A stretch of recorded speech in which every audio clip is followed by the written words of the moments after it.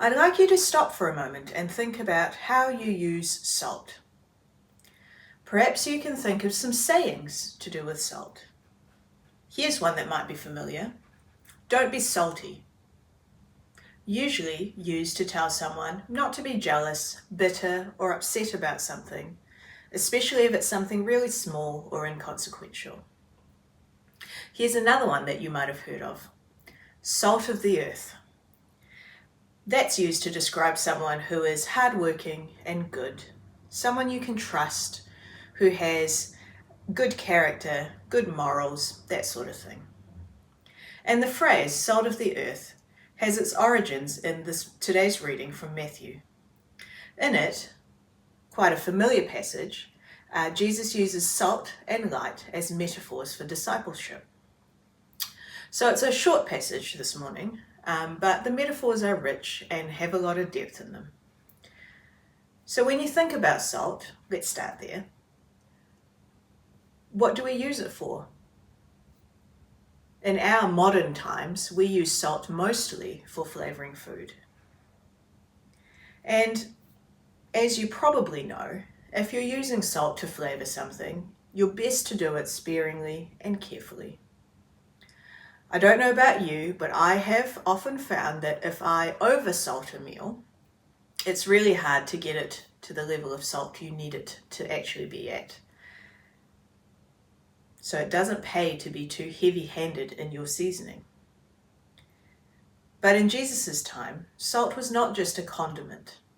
It was also used to preserve food, to fertilize in an agricultural setting, and as a catalyst to help keep ovens burning.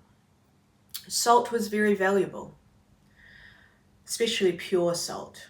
And Roman soldiers were paid a salary, which was an allowance that was to be used specifically for purchasing salt. Salt was also a symbol of the covenant in the Old Testament. So in telling his followers that they were the salt of the earth, Jesus was referring to their potential for good. They could add flavor, aid growth, and catalyze the things of the kingdom in the world around them. Now, implicit in that was also a bit of a warning about too much of a good thing. Just like you can over-season your food, to salt the earth is another saying that referred to the practice of rendering the land inhospitable after invasion. Salt, you see, has an edge. Jesus tells us that collectively we are salt. We have the capacity to bring about goodness in the world through our participation and our response to God's invitation. And as people of God's kingdom, we have consequence in the world that we live in. Together, we can be a force for good. The question is if we recognize that potential in ourselves and if we live as people who have that capacity.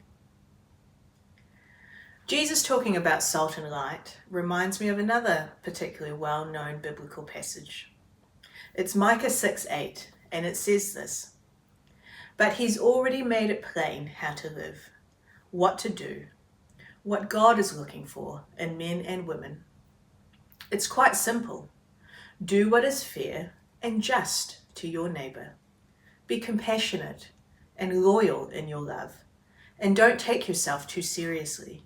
Take God seriously." And I think this passage sums up the essence of our saltiness quite well. We are to value the dispossessed, seek justice for the oppressed, care for others, engage in peacemaking, and, quite simply, to love with compassion all that is contained in the world around us. Oh, and we probably should learn to lighten up a little and take ourselves not quite as seriously as we do. Humor, joy, compassion, and love are just the sprinkling of salt that this world needs. They are glimpses of the abundant life that Jesus tells us he has come to bring as a gift to those who choose to follow him. All we are to do is to share that around, because from these small things, other things will grow. And so, salt, the first part of today's reading. The second part is found in verses 14 and 16. Here's another way to put it. You're here to be light, bringing out the God colors in the world. God is not a secret to be kept. We're going public with this, as public as a city on a hill. If I make you light bearers, you don't think I'm going to hide you under a bucket, do you? I'm putting you on a light stand. Now that I've put you there on a hilltop, on a light stand, shine. Keep open house. Be generous with your lives. By opening up to others, you will prompt people to open up with God, this generous Father in heaven. So we are not just to be salt, we are also to be light. Have a think. What are the properties of light? What does it do? Well, light helps us to see. Useful. Light also helps things grow. This past year I bought a little UV light for the plants that I have inside at home. And it's definitely made a difference to their quality of life. They're stronger and healthier and more robust. Light can also be converted to energy, solar power, and it can also be focused for a specific use or purpose. Most of us have torches on the end of our phone, but also a laser is light for a specific use or purpose. Light also requires darkness. If you've got a car like mine, on the right setting, your headlights might automatically turn themselves on once the car decides that it's dark enough that the headlights might be useful. Now, sometimes my car and I disagree on how much darkness is enough for light to be required, but you need darkness for light. And light also represents hope. To see the light at the end of the tunnel conveys a sense of incoming hope. Whatever the darkness is that we find ourselves in, we will get through it because the light is coming. And as I was thinking about this, I was reminded of a scene from a movie, which is quite old now, which scares me a little bit, but it's The Lord of the Rings, The Two Towers.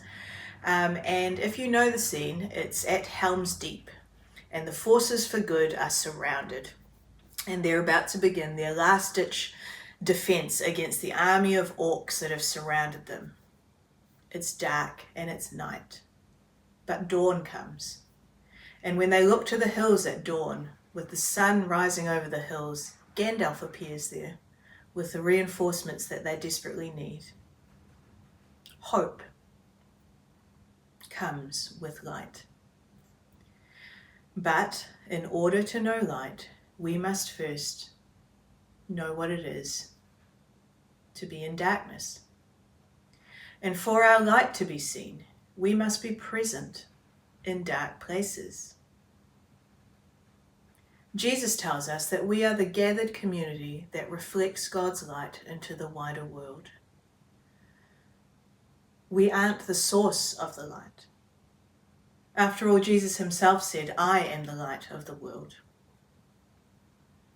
But in following Jesus, we have entered into the covenant that God first extended to Abraham. And as keepers of that covenant, we hear and respond to the promise that God made to Abraham. Genesis 12, verses 2 to 3. I will make you a great nation and bless you. I'll make you famous and you'll be a blessing. I will bless those who bless you, and those who curse you I'll curse. All the families of the earth will be blessed because of you. The abundant life we find in Christ is not just for us to hold, but it is a gift that we are to pay forward. We bless other people because we are blessed. Just like we sprinkle salt on this earth, so we are to light up what God is already doing in this world.